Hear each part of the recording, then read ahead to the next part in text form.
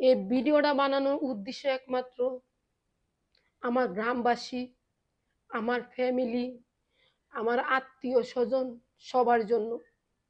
কেউ জানে, কেউ জানে না। বিশেষ করে আমার পাড়া প্রতিবেশী, আমার আত্মীয় স্বজন সবাই মনে করে কি আমি একদম ঠিক আছি, আমি অনেক ঠিক আছি। সবার কাছে মনে হয় একটা মানুষ কতক্ষণ সুস্থ থাকতে পারে এতগুলো অসুস্থতা নিয়ে।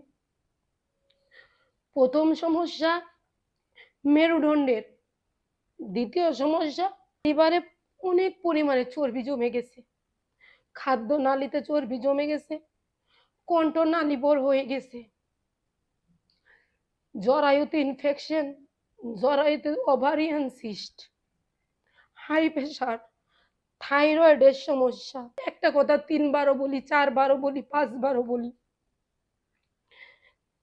পরীক্ষা এখানে কত লাখ টাকার পরীক্ষা যে আছে আমি জানি আর আমার হাজবেন্ড জানে। আজ পর্যন্ত আমার হাজবেন্ড আমার জন্য কত পরিমাণে যে কষ্ট করছে আল্লাহ ছাড়া আর কেউ জানে না।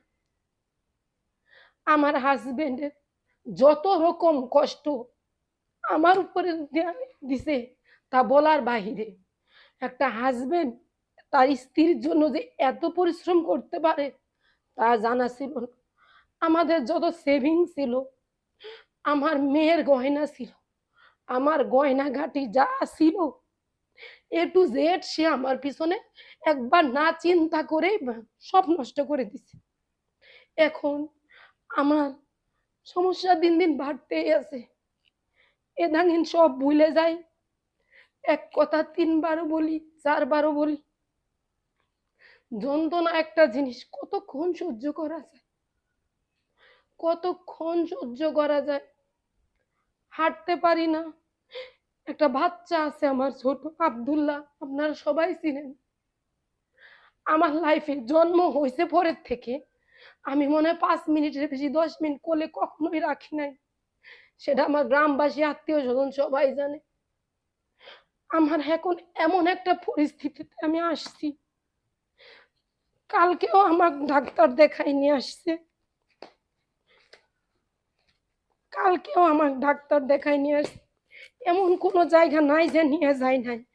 Medilab, Digi lab, city lab, Dhaka, Dhaka CRP হাসপাতাল, পপুলার হাসপাতাল, নিউ লাইফ হাসপাতাল, পিজি হাসপাতাল, বঙ্গবন্ধু হাসপাতাল। আমার হাজবেন্ড আমার জন্য যা পরিশ্রম করছে তা বলার বাহিরে। এখন এত খারাপ হয়েছে, এখন নাক দিয়ে মুখ দিয়ে রক্ত যাচ্ছে। আজ কিছুদিন যাবত ডাক্তার দেখাইছি, ডাক্তার বলতেছে অতিরিক্ত টেনশন নেওয়ার কারণে নাক মুখ দিয়ে রক্ত যাচ্ছে। অতিরিক্ত টেনশন, টেনশন কি কেউ ইচ্ছা করে করে? আমি জানি না কতক্ষণ আমি বাঁচবো, কতক্ষণ আমি আর আছি, আমার বাচ্চাগুলার ভবিষ্যৎ কি,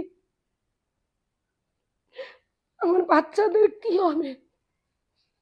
এমন কোনো পরীক্ষা নাই আমার লাইফে করি নাই যে পরীক্ষাগুলো ডাক্তারের দিক থেকেও আমি অনেক কষ্ট পাইছি। এই ডাক্তারের কাছে গেলে ওই ডাক্তারের কাছে যাও, ওই ডাক্তারের কাছে গেলে ওই ডাক্তারের কাছে। আমি ভিডিও বানাইতে কখনোই যাই নাই, আমার হাজবেন্ডও আমারে কখনো চাই নাই যে ভিডিও তুমি বানাও। পাসপোর্ট করছি অনেক দিন হয়েছে, টাকার জন্য আমি এখন চিকিৎসা করতে পারতেছি না। আমার হাজবেন্ড তার নিজের কোনো ভবিষ্যৎ নাই, সে আমার পিছনে সব ব্যয় করে ফেলছে। এখন আমার যে চিকিৎসা করতেই হবে, নাক মুখ দিয়ে অবিরত গল গল করে রক্ত বেরোয়।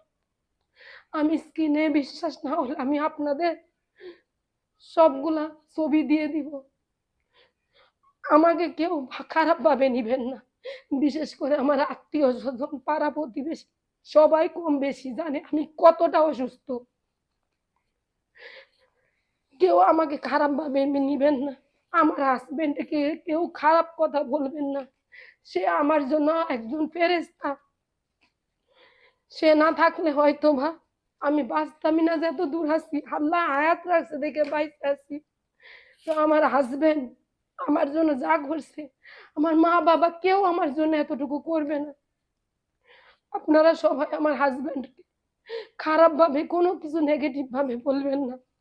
অনেকে কমেন্ট করেন যে কেন তোমরা ভিডিও বানাও, ভিডিও বানানো ভালো না।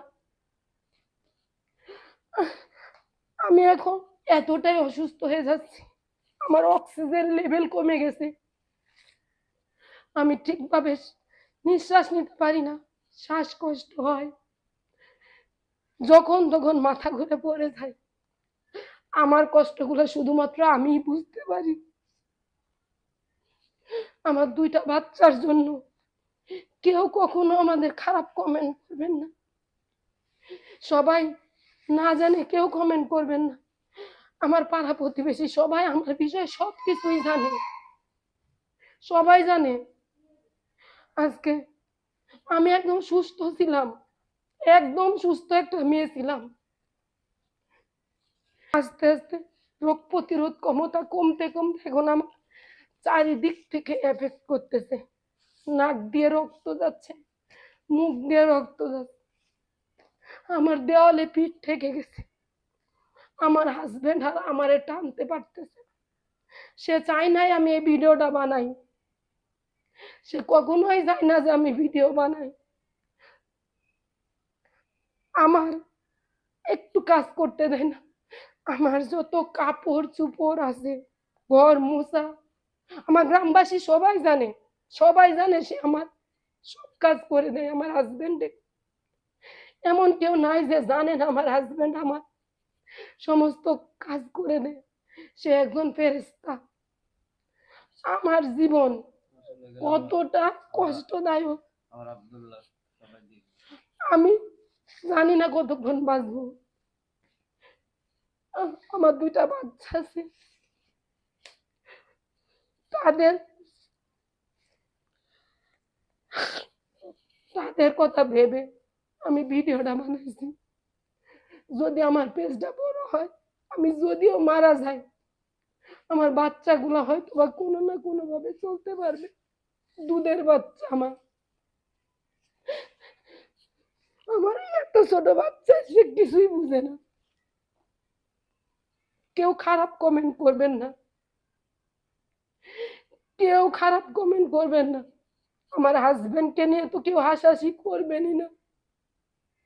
আমি সবার কাছে অনুরোধ করি, সবাই আমার এই ভিডিওটা শেয়ার করে দিবেন।